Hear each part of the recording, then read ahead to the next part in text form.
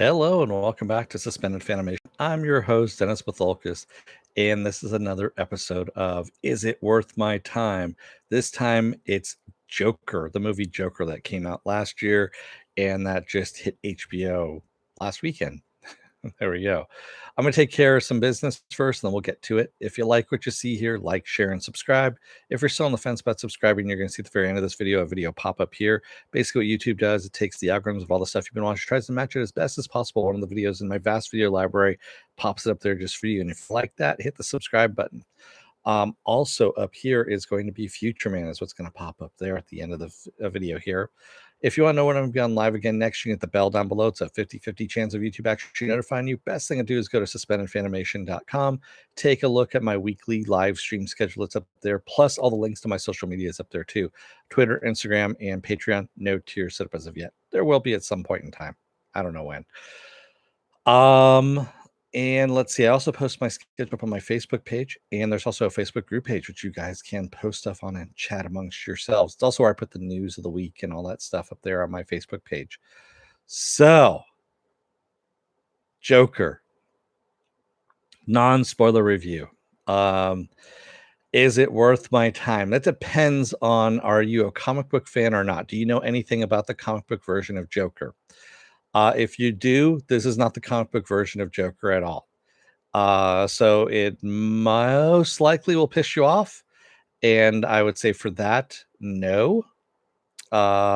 If you have no idea who the Joker is, other than he's fights Batman occasionally, that kind of thing. But you also know a little bit something about mental health. This movie treats mental health, honestly, on a very basic level. I would even say like a 5-year-old's level understanding of mental health. Again, I would say no to this. And also, if you've seen any of Martin Scorsese movies since the 70s, if you saw King of Comedy, this is almost a direct parallel to King of Comedy, quite honestly. So again, I would say no on that. So there you go. There's a non-spoiler review. Joaquin Phoenix does an okay job on this. Did I think it was Oscar worthy? No, I did not. I could see how it was Oscar bait, but I don't think it was worthy of an Oscar nomination of any kind. So, spoiler alert, I'm going to be doing spoilers from here on out. If you don't want to be spoiled, go and watch the movie or not at this point. Come on back. This will be a video. You can comment down below in the comment section. Thank you, Viking Bitch, for the paddle. So, spoiler alert version. Where do I start off with? We know this movie takes place in the 80s, actually, specifically 1981, because the movies that are playing are Blowout and Zorro the Gay Blade. And those both came out in 1981. And also, Reagan had basically wiped out the Mental Care Act that was keeping a lot of people that had mental, cognitive problems, mental problems, things like that, getting treatment. They were getting treatment within hospitals, things like that. Because of that act being wiped out, it released a whole bunch of people that otherwise were receiving treatment out onto the streets. And this, I can't even say it's got a message to it, quite honestly. It doesn't have a message, really. This movie doesn't have a message.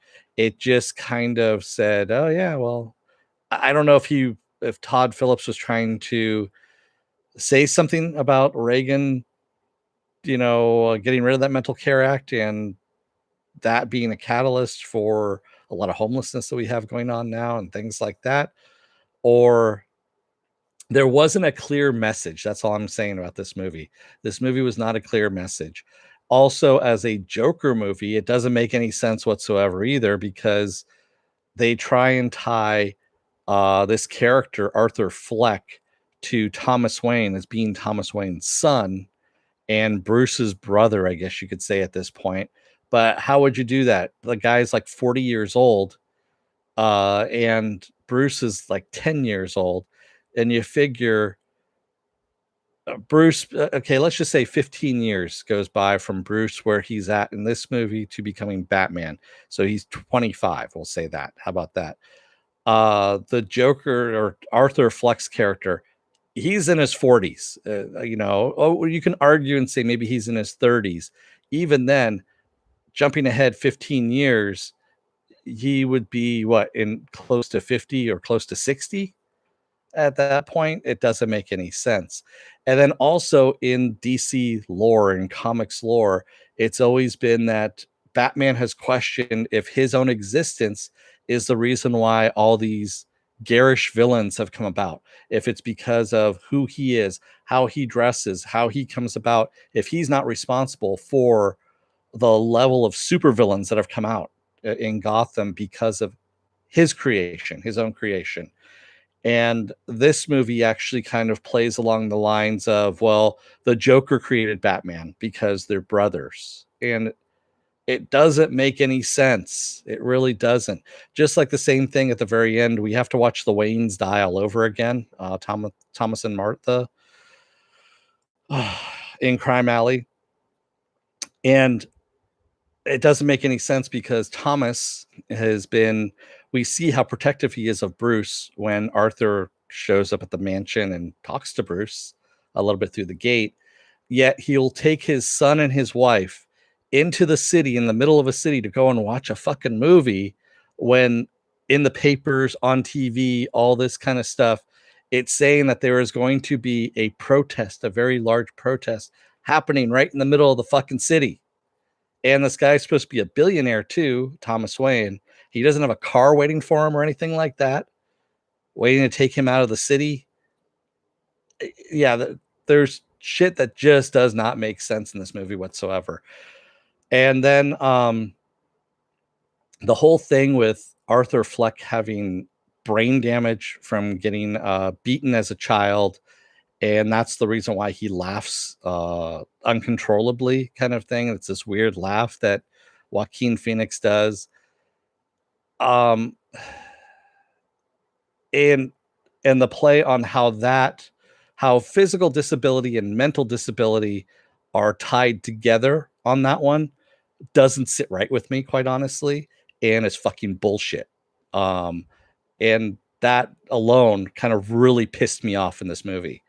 And fuck you, I'm going to say that right now to Todd Phillips and Martin Scorsese and the fucking scriptwriters of this movie. They can go fuck themselves for that one. It shows a real inability to think at an adult level, quite honestly. So they can go fuck themselves on that one. So what do I say about this movie? Fuck this movie. It's not worth your time. It really isn't. Yeah. This is probably my strongest reaction you're going to get from a movie from me. But yeah, it really pissed me off. And I went into this. I honestly, I cleared my head of everything. And I'm like, you know what? I'm going to give it a chance. I'm going to see what it's about. And as it started going along, I just was getting more and more pissed, more and more worked up. And yeah, it really pissed me off. That's all I can say about that. So is it worth your time? Fuck no. It's not worth your time. Unless you like getting pissed off while watching a movie. Yes, it is about a fictional character or fictional characters. Um, Honestly, it did not need to be about Joker. It didn't need to drag Gotham City into this, or Bruce Wayne or the Wayne family or anything like that. And that's the other thing too, portraying Thomas Wayne as an 80s douchebag Trump kind of person, which was fucking stupid as well. So yeah. Ugh, God. There was just a lot of things wrong with this movie. And it was made primarily to push buttons, is really what it was. That you could tell what this movie was made for. It was made as Oscar bait, and then it was also made to piss off comic book fans. Is really what it was made for. It was trying to get comic book money, which of course it made, unfortunately. And also to piss off comic book fans and try to be Oscar worthy at the same time. Penn says, "Well, I can't say I'm surprised. I actually started watching it almost finished." Yeah, it's there's only one scene in it, one scene that I actually liked, and it's a brutal scene, quite honestly.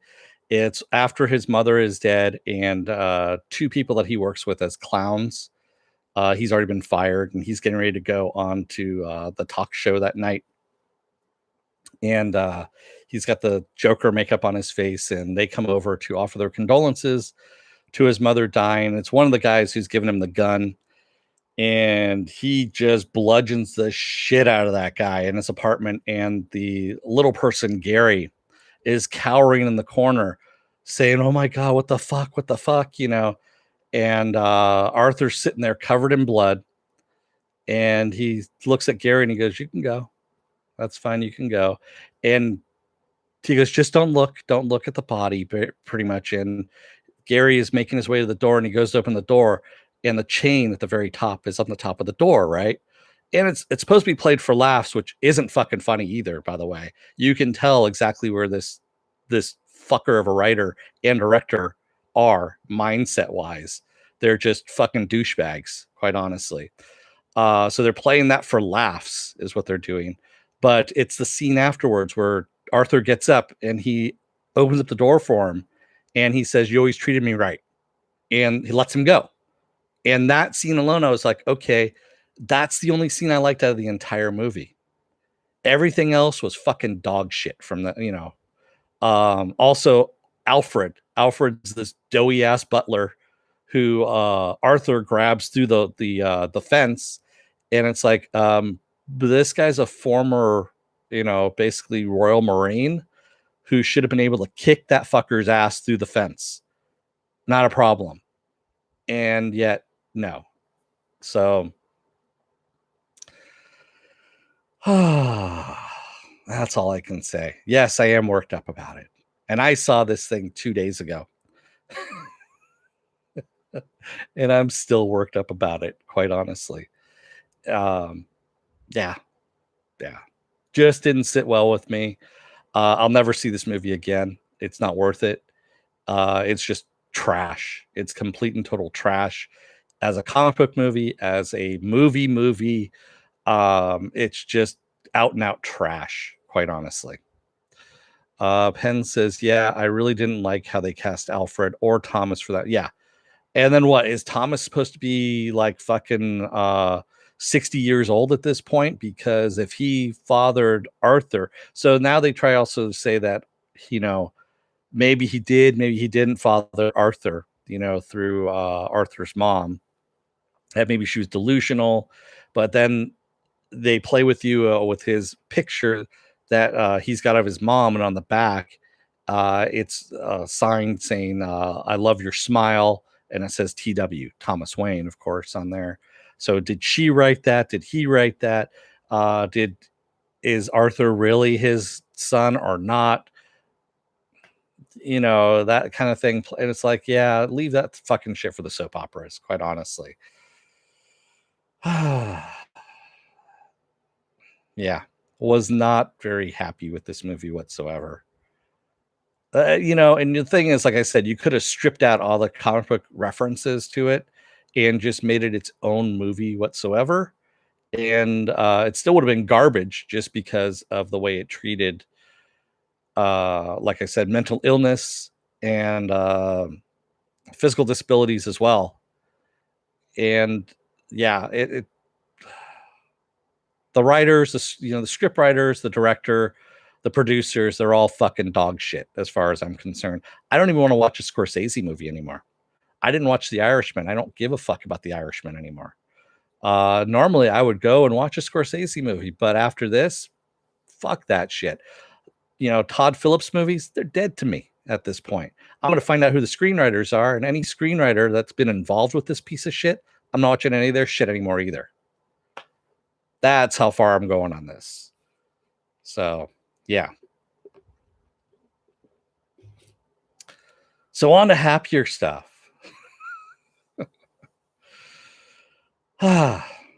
Tomorrow I'm off. Friday is going to be the excellent animated Harley Quinn. Saturday, unfortunately, I'm off again too because I need to install a hot water heater. Sunday is going to be Sunday morning blast off, where I take the genre news of the week and any other genre stuff you guys want to talk about and talk about it. And there's been some doozies this week as well.